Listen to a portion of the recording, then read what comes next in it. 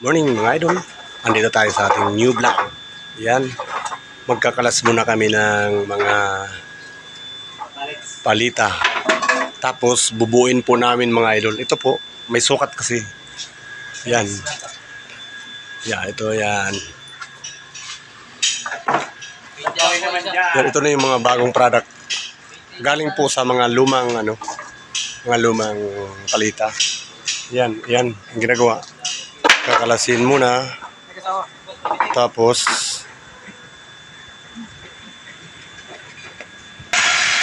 pagkatapos buuin na. Yan, yun na po yun, mga idol.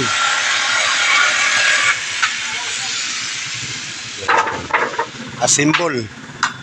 Magpaklas muna tapos i-repair, gagawing bago. Kasi para kasukat sa mga produkto. Yan.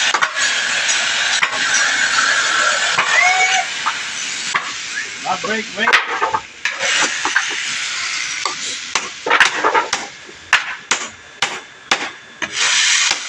Ito po yun. Ito mga yung blocks. Gagamitin pa rin namin ito ulit. Para naman ito mga guys, yung kaibigan ko, naggagawa muna ng mamaya na ako. Kasi nag-video pa ako. Ayan, may tagahiwa. Ayan, tagahiwa siya mga guys. Hinihiwa muna. Para pagdating dito, isang sukat na lang yan. O, di ba? Ang galing. Mga DIY products lang mga guys, simple.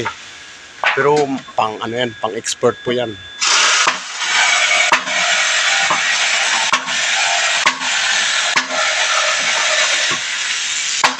Yang mga blocks mga guys, pinapalo yan. Pinapalambot. Mamaya, lalambot yan. Mahaba kasi yan o. O, kita mo, galing diskarte niya mga guys. Umangat siya sundutin ng kabra. Tapos ang laban mga idol. Yan. Ano nga malupitin ng mga diskarte. Diba? Hindi na kami bibili ngayon ng palita. Kasi mayroon na kaming gawa. Tipid yung tipid ba mga guys? Yung tinatawag na tipid. Yan. Ito po yung gawa namin mga guys Diba? Puhugi din mga guys, diba? Parang tunay na palita, pero sa totoo lang, palita talaga yan. Mga idol, kakalasin pa yan mga yan, Yung mahaba na yan, kakalasin yan. Kasi mahaba kasi yung sukat kaya repair pa di bago repair. Yung kami kalupit mga idol. Simple lang, mano-mano na sa amin, wala kaming nail gun. Na sa iba kasi gagamitan nila ng sa amin mano-mano, handmade product talaga to. Mga loads. Di ba? Ganun kalupit yung aking kaibigan, si Brando Cañete. Yan, siya po si Brando Cañete. Shoutout ka pala sa mga kasama natin dito. Si Marvin, Ramil, saka si Felix Berto. Yan, ako po yun. Felix Calixtro. Hindi. Felix Berto. Hindi. Iba yun si Felix Calixtro. Okay mga idol. And now, tapos, po yung warehouse namin. Yan. Patugtugnas lang mga guys. Break time kasi. Yan, break time. Kaya Kami guys, kahit break time, nagkatrabaho kami. kasi kami, Break time. nagkakape siya mga guys habang gumagawa.